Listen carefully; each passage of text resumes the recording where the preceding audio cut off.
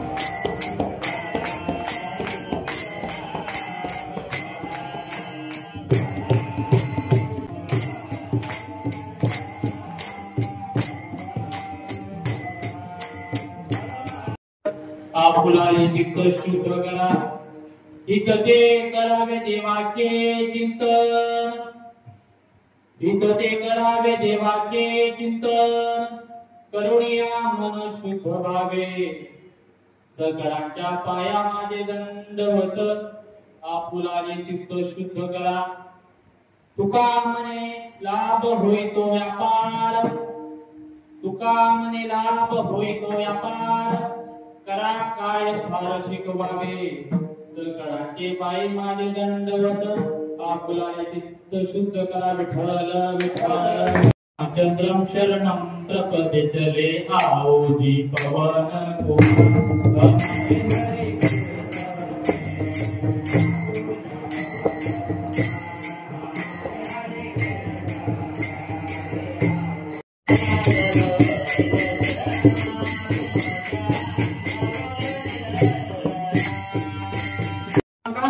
नाश करू नका असा अनुभव किंतीचा अनुभव तुम्हाला मला प्राप्त झाला, त्याचा नाश करू नका। पाया पडून जगत गुरु चुकवलाय समजा, सकळांचे पाय माझे दंड, आपुलाले चित्त शुद्ध करा। दादा पाया पडून सांगता जगत गुरु चुकवलाय, दादा आपलं चित्त शुद्ध करा। आपलं हित जे कशात असेल तर देवाचं नामस्मरणात असावं, देवाचा कीर्तनात असावं। हित ते करावे देवाचे चिंतन, करुणिया मन शुद्ध भाव। आणि शेवटच्या चरणात जगद्गुरु तुकोबाला सांगतात की दादा एकदा का तू देवाच्या नामस्मरणात लागला, भगवंताच्या कीर्तनात लागला, तुझे संसाररूपी परमात्मरूपी व्यवहार फलरूपी होईल सांगता येत नाही। यम सुद्धा थर कापड सुटत असायचा, त्यांचा अधिकार खूप मोठा होता मायबा तुकोबारायांचा। ते तुकोबाराय तुमच्या आमच्या समोर उपदेश करतात। उपदेश कोणाला करावा? आपल्यापेक्षा ज्ञानाने किंवा वयाने मोठ्या व्यक्तींना आपण उपदेश केला पाहिजे।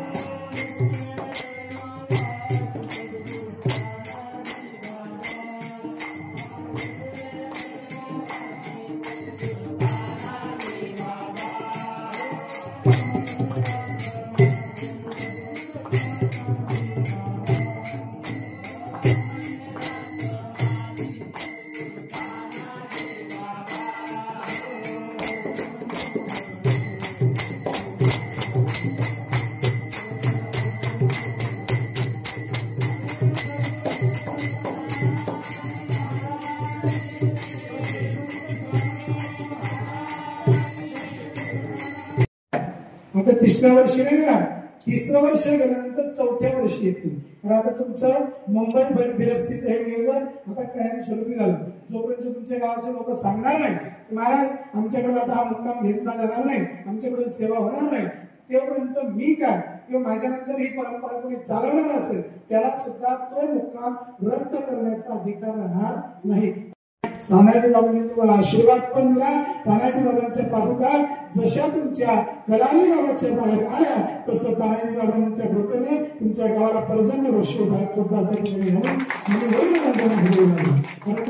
बघा, आजूबाजूला भरपूर त्या ठिकाणी लोक आजूबाजूला कोरडे किती दिवस आम्ही मला वाटतं हिंगणा राहतो जवळजवळ 5:15 वाजेपर्यंत कडक ऊन होतो. पण काय करू शकतो तुम्हाला इथपर्यंत सांगतो, आम्ही हिंगोल्याची वेळ सोडण्याची तुमची एक निंबोऱ्याकडे जायचा रस्ता, एक हिंगोल्याकडे जायचा आणि एक निंबोऱ्याकडे जायचा, तिथपर्यंत आम्हाला त्या ठिकाणी एक ऊन होतं आणि तिथून पुढे आलो आणि काय करू शकतो त्या ठिकाणी तिथून बारीक बारीक पाण्याचे शिंतोडे लागले आणि जसं काही कलांमध्ये पादुका उतरल्या काय करू शकतो बघा मी वरच्या बॅगा वगैरे सुद्धा पॅक केलं होतं कारण सकाळी वाटतच नव्हतं पाणी पडलं असं. जसं तशा ती गाडी लगेच पाठवली कारण ती राहत बांधली नाही, ती गाडी लगेच पाठवली. तानाजी बाबांच्या पादुका उतरवल्या आणि तिथे ज्यांच्याकडून त्या ठिकाणी चहा पाणी होती आणि ज्यांचं नवं घर होतं त्यांची भाग्य त्या नव्या घरामध्ये सद्गुरू तानाजी बाबांच्या पादुका आल्या. तुम्ही या ठिकाणी खूप खूप स्वागत सन्मान केला. समस्त ग्रामस्थ मंडळ महिला मंडळ आभार मानतो. आपण मी खूप खूप आभार मानतो. सद्गुरू